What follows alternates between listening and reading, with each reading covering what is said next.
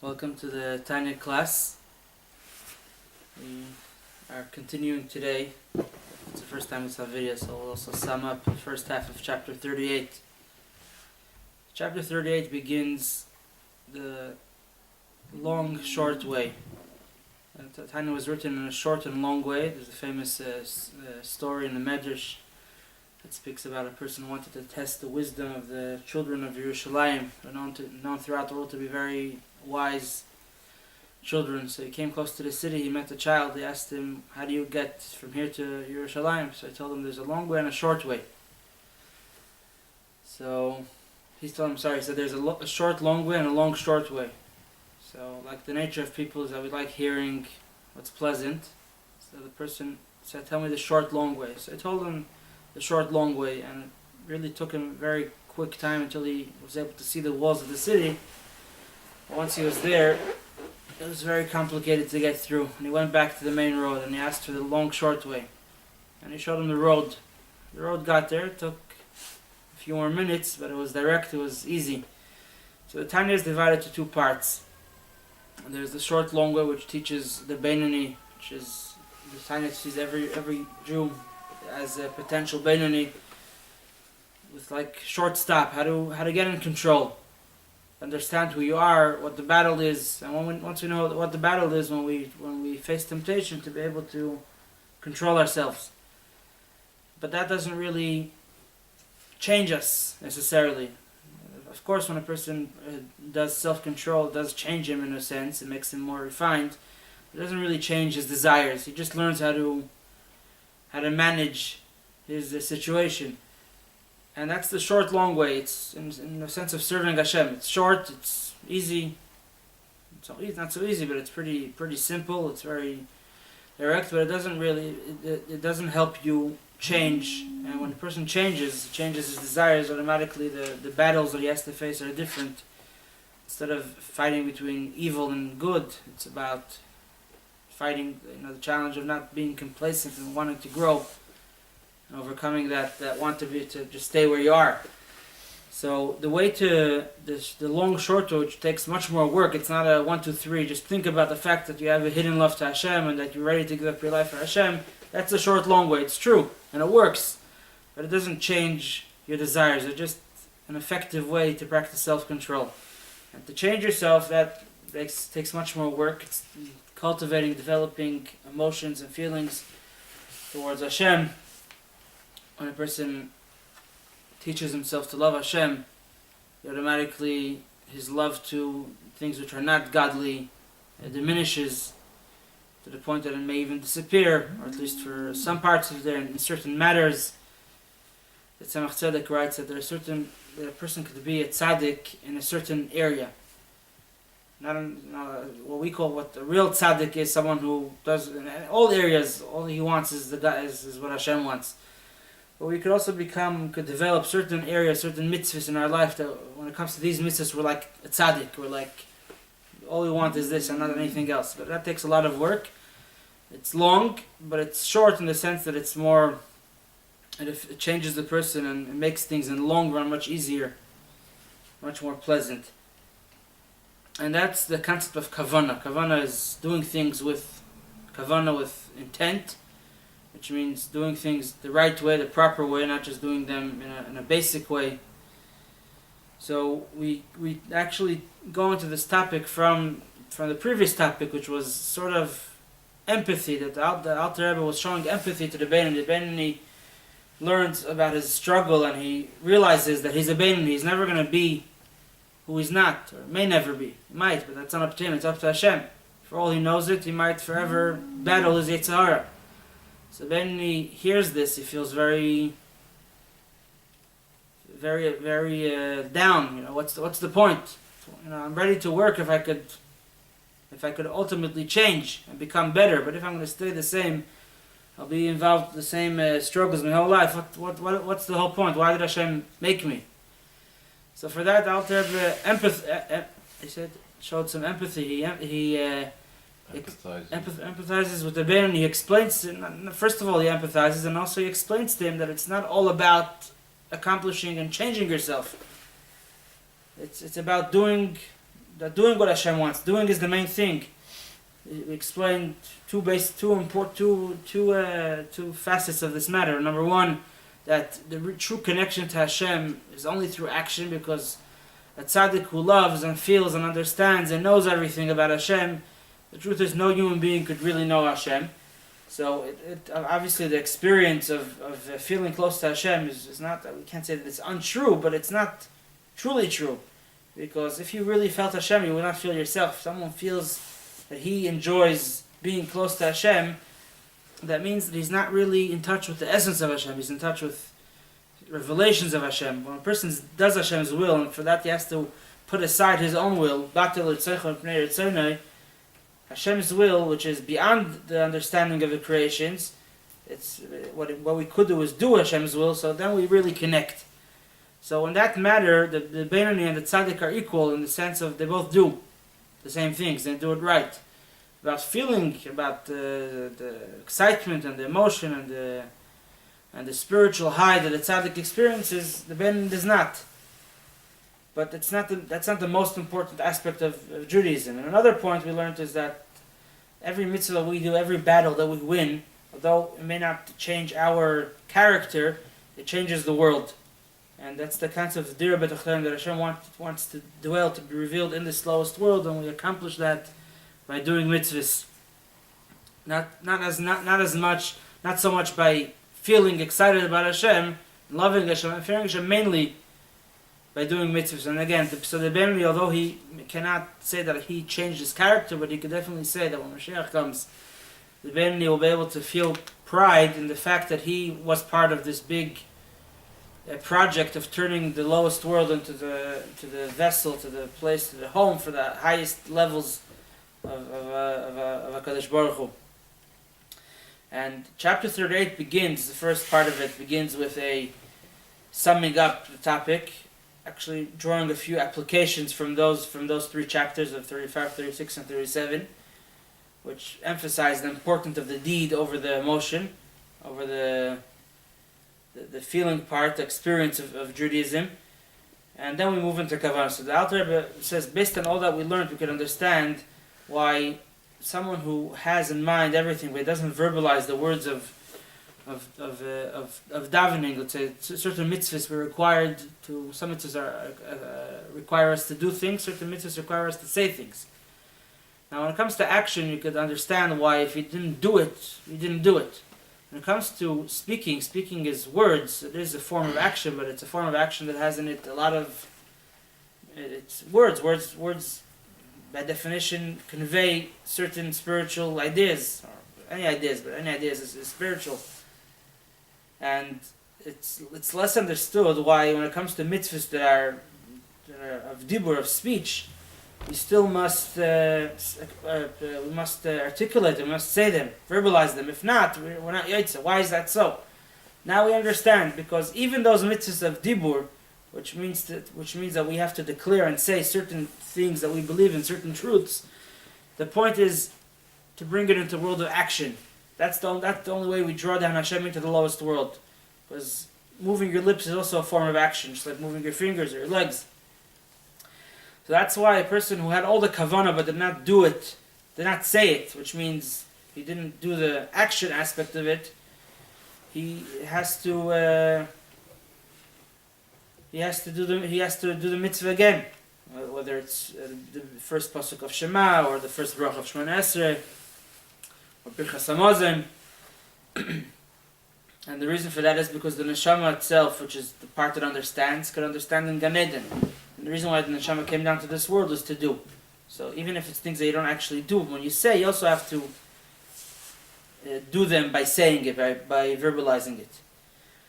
That ends off, and we learned also in the previous chapter, other examples in halacha, like we learned about the importance of Torah, that someone who learns Torah actually, which is not about action, is about deed, is about understanding, intellect, he is exempt from mitzvahs, but he's only exempt from mitzvahs that no one else will do. In other words, Hashem says, you're learning Torah, you're connecting to me, it's very great, it's very awesome, it's very proper, and I'm even ready to give you an exemption of doing certain mitzvahs, but on condition that those mitzvahs will take place by someone else.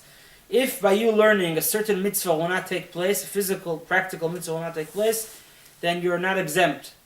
Then the action comes first. In other words, you're patur from mitzvah, from action, if the action will happen through someone else. But if it will not happen, you have to do it. Even though it means you're going to have to detach from the great unification that you have by learning Torah and get involved with physical things, which the experience of doing a mitzvah is not as sublime as the experience of learning Torah. But as long as it's going to get done. If it's not going to get done, you have to stop everything you're doing and go and do it. So, because action is the main thing. But lest the person, now we move, that's the beginning. Then the Alter Rebbe begins the topic of Kavanah, which is going to really lead us all the way for another 12 chapters, or 13 chapters, till 51, I believe. Then there's the last 3 chapters are actually return to the concept of deed. So this concept of kavanah, of ava v'yira, love and fear to Hashem, which is the kavanah behind all the mitzvahs. When we do a mitzvah, the purpose is, besides for doing the mitzvah, the purpose is to connect to Hashem and to do Hashem's will and to feel close to Hashem. As many goals that you accomplish through a single mitzvah. So we say that although the ma'aseh, the deed, is the main thing, nevertheless, Chazal say that a mitzvah without kavanah, deed without the experience, is like a body without a soul. And to explain this, the Alter Rebbe leads us through a very interesting philosophical concept that teaches of the of the different levels of how Hashem is revealed in the world. We say in this world, the lowest world, there's body and there's soul. To understand the mashal of Chazal, that a mitzvah without kavanah is like a body without a soul, we need to understand the difference of a body and a soul. So everything in this world is created by Hashem. Everything in this world is also concealed. Hashem is concealed. In the upper world, Hashem is more revealed. In this world, Hashem is in concealment. That's why the world behaves the way it behaves. We don't see Hashem unless we look for Him. He's there if we look for Him. He's not hiding in a sense that we can never find Him. But there's a story about one of the great tzaddikim. I don't remember the Rabbi. I'm not sure if it was Chabad or not, but that his son was playing hide and seek with his friends, and he was a little boy. I guess he was the smallest boy in the group. I don't know, but they were playing hide and seek, and the rest of the children went on to play something else, and he was still hiding. And he started to cry when he realized what was happening. His father asked him what happened. So he told him what happened. So he said, he says, Rabbi Shalom, look, we're in the same situation. Where you hide. Well, we need to find you. We don't want us to give up on you. So Hashem doesn't hide in a way that we can never find Him, but we have to look for Him. He's not apparent and visible. But nevertheless, even in this world, which is all a world of concealment of Hashem, there is different grades of concealment. There's things that the life from Hashem is so limited that all it does, it makes it exist like stones. They have plants that they move, they grow, but they still don't have any feelings. Then we have animals, which are already a whole different class, which already they have feelings, they have desires, they want, they go, they come back. They live a life, not like a plant who just grows. So it's not like a stone, and then we have a human being who is blessed not only with emotions and with feelings, but also with intellect. That's why he could speak, he could convey ideas and his thoughts and his feelings. So we have different grades. And then, although it's all godliness and concealment, but there is different levels of concealment. So we take the same concept and we mirror it on godliness and elikus. So that although godliness is all, Hashem is one, nevertheless there's 4 ways of how Hashem reveals Himself. And in this world Hashem conceals Himself, in ruchnius and elikus and godliness Hashem reveals Himself. There's different levels of Hashem's revelation, although it's all Hashem. Any mitzvah is Hashem's revelation. There is the most basic level, which is the doimem, something that is alive in the sense that it exists, and in spiritual concepts. Daima means mitzvahs that are of action. Hashem wants you to do certain things. Wants you to eat matzah. It's an action. It doesn't have any life to it necessarily. It could be lifeless, and even when the mitzvah is lifeless, it's still a mitzvah, because at the end of the day, whether you are aware of it or not, Goyim don't eat matzah on Pesach night, although it's a cracker. Only Jews do it. So you may not have in mind when you're eating the matzah, I'm doing a mitzvah, but the fact is that it exists. The concept of matzah exists in the world because it's a mitzvah, and it's a revelation of Hashem. It's just a revelation of Hashem which is so minute that all it brings you to do is action, and even that action could be done lifeless, in a lifeless way. On top of that, the next level is the tzameach, the growing, which is mitzvahs that are connected to dibur, to speech. Speech, obviously, it's deeds are easier to do without intent in speech. Also, when we speak, when we daven enough times, especially if we grow up with it, we sometimes could just say words without thinking, and we do it like mitzvah sanashri lamada, means you're just out of habit. But speech, more than action, contains meaning. Action, someone sees you eating a cracker, if he doesn't know what matzah is, he thinks this guy's eating a cracker. But when if a person is saying, "Blessed are you, Hashem, King of the universe," even though he's saying it without thinking what he's saying, someone hears it, he hears a revelation of Hashem, he hears someone praising Hashem. That person who's praising him may not be aware that he's praising. All he knows that he's just doing what a Jew does. But it's like tzemech. It's obviously doesn't have the same life as kavanah, which we're going to talk about in a moment. But it still has life. The fact that it's words that carry meaning has more life than action that carries meaning. But the action carries meaning is concealed. Words speak for themselves, like they say. And the words that are godly, and then they convey godliness more than mitzvahs that are Hashem's will, but they don't convey it necessarily, unless someone is aware of it and knows.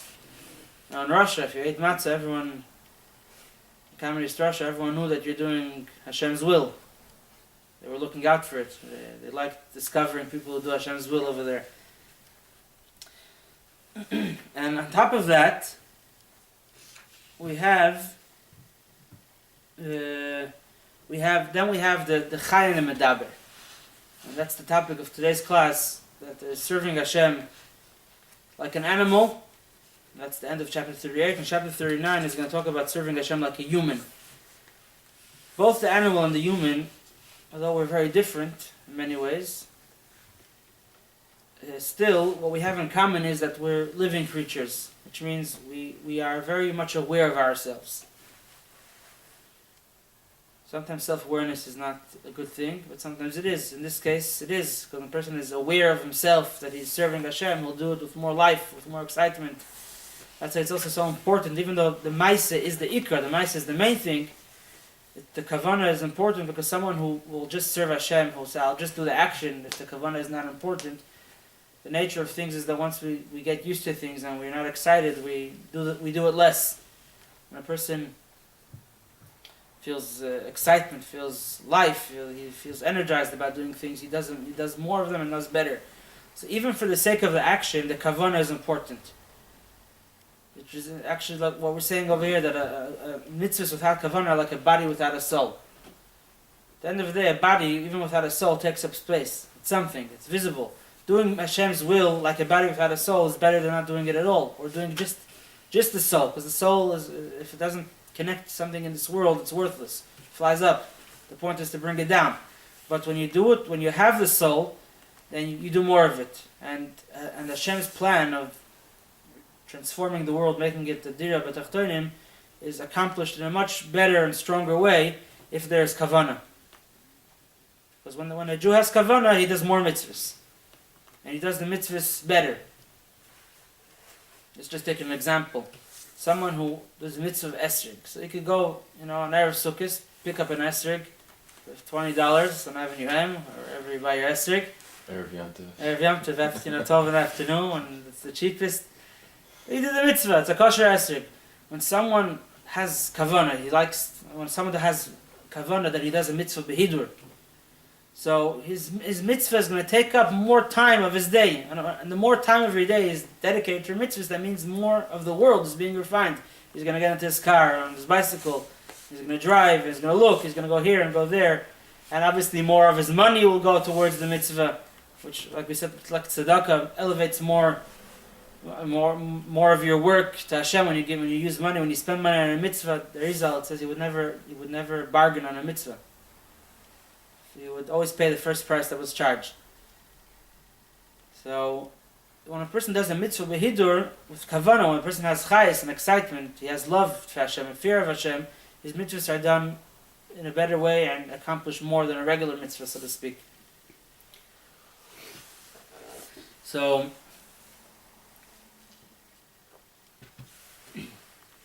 that's the importance of the kavanah. Even though a Beini will never have the same level of kavanah, he won't feel Hashem as much as a tzaddik does. Whatever he does enhances his deeds.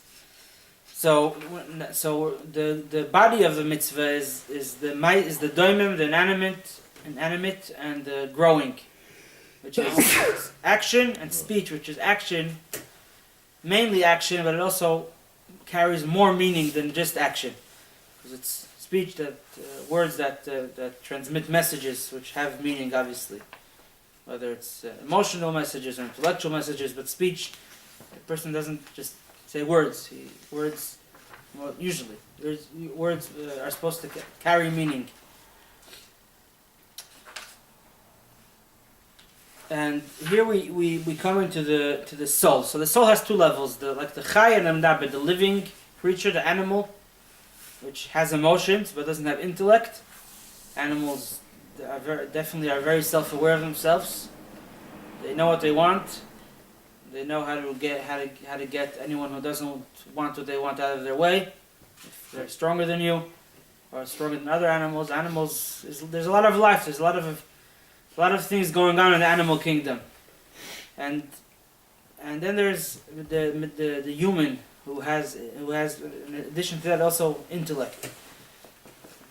So we're holding on page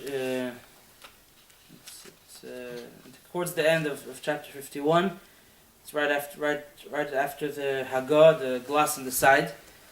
So we speak about how Hashem's will is one unit. Hashem is one and His will is one. Nevertheless, we say just like in this world, everything in this world is the same in the sense that Hashem is concealed, and nevertheless there's different levels of how that concealment, how strong it is. Although it's even the intellect of Elam has it's intellect, but it doesn't understand godliness naturally. So the same thing is also in Elikus, that it's all godly, but nevertheless Hashem's will has four ways of being revealed.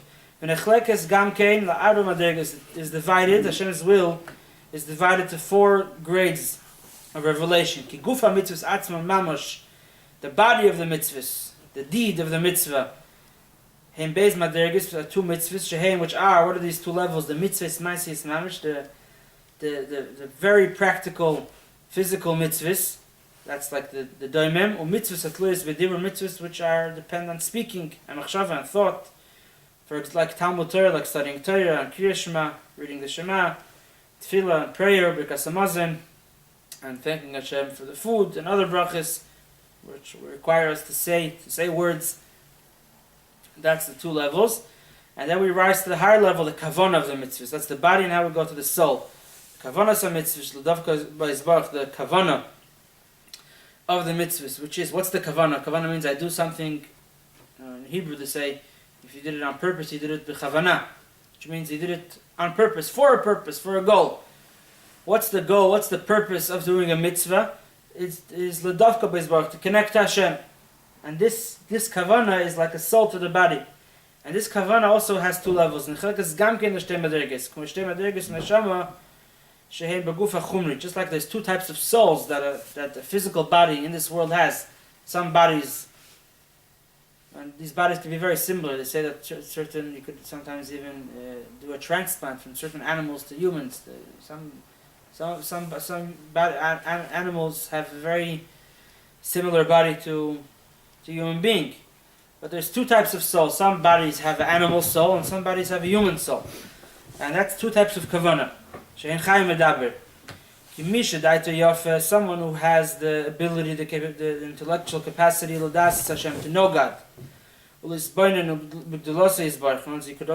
of all, there's to know that God exists and to recognize Hashem, and to contemplate into Hashem's greatness, which means to not just to know it and then go on with life, but to make yourself aware of it, and then from this knowledge you give birth to Yira Ilah, a very supernal, great level of fear, awe to Hashem in your brain, your moichet.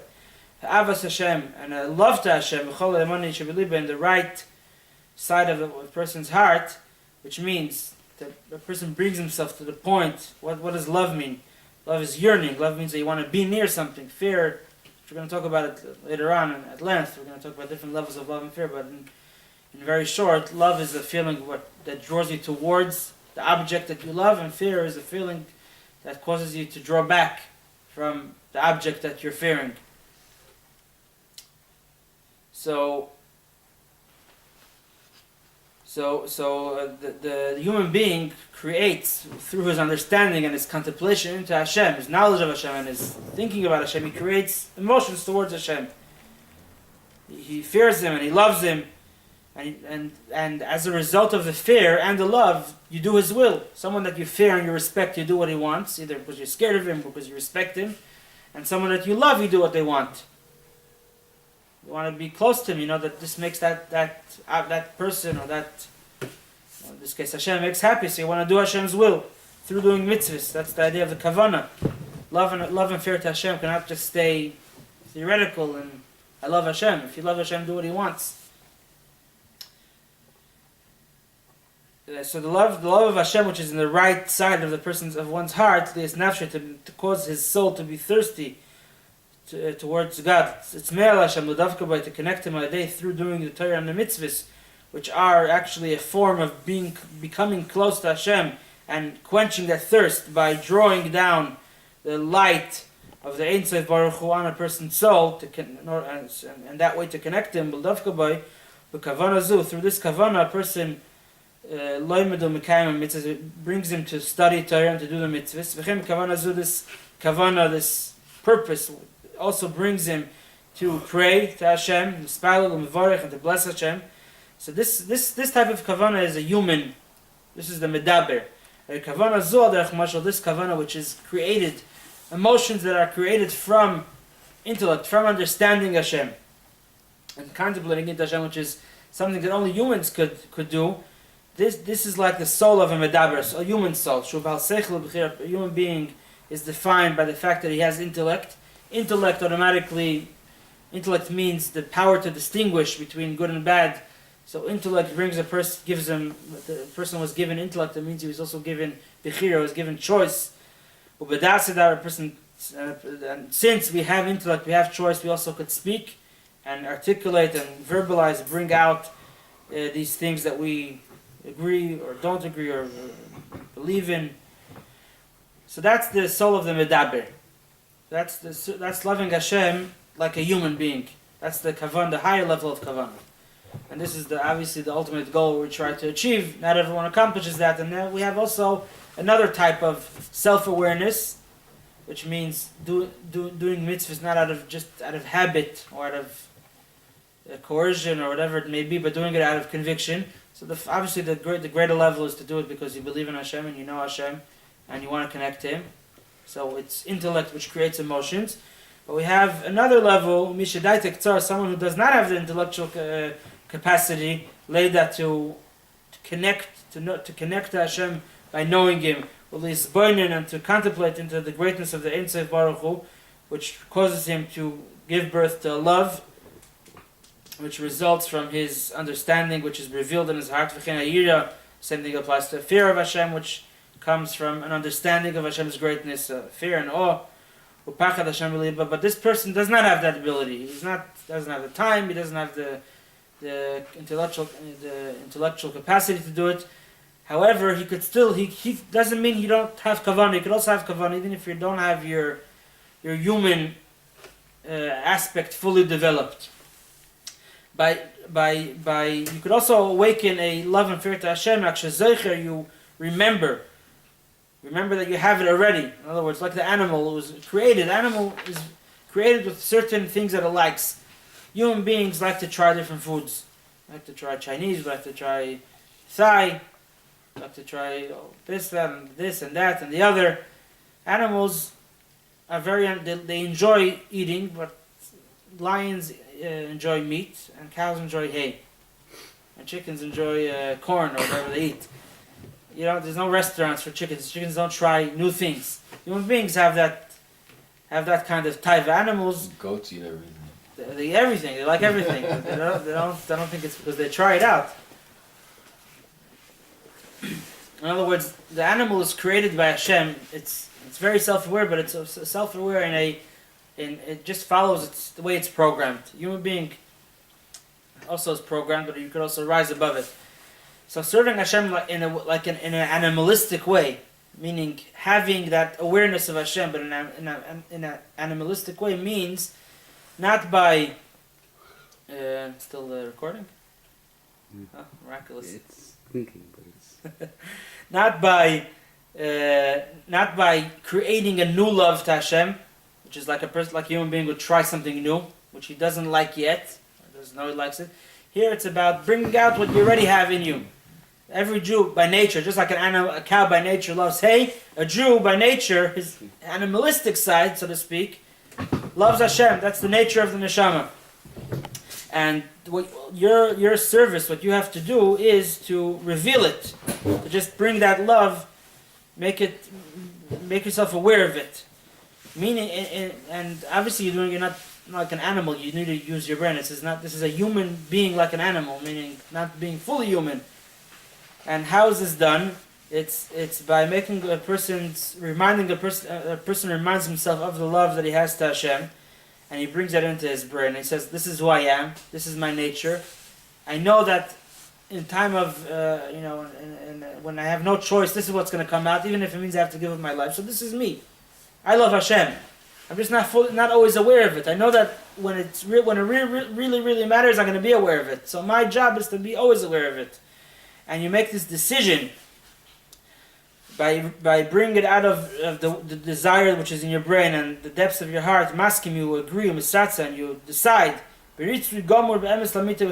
with a true, complete, honest will, limser nafshay bepoel mamash, to be ready to give up your life literally, in the most practical sense of the word, to just let yourself be killed. Ayuchad Hashem, to remain connected to the oneness of Hashem, to the love kabbalah, or means if you have to give over your desire, you don't have to kill yourself. Also, sometimes it's just live in a godly way. In order to connect to Hashem, your godly soul, its garments, and to make them become included in the oneness of Hashem, which is, how can we connect to the oneness of Hashem? It's by doing His will, because His will is one with Him. And what's His will? His will is enclosed in the Talmud Torah and studying Torah, and kiyum mitzvahs canal, and observing mitzvahs. The Gamayir, this love to Hashem, which causes us to remain connected to Hashem no matter what, includes in it also fear. What's the fear? What's the awe? That you accept Hashem's kingship, that you don't want to rebel against Hashem.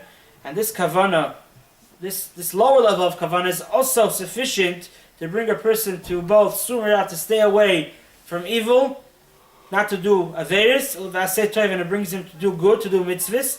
And through this kavanah, a person